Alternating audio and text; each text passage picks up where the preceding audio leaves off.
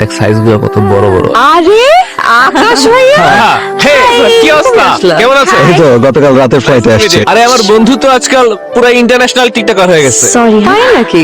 India কাঁপায় বেড়ায়, বুঝছো? জানো না?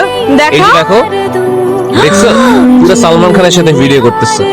আপনি যদি এটা ছাড়েন আপনি কিন্তু পুরাই ভাইরাল, তাই না দোস্ত? একদম।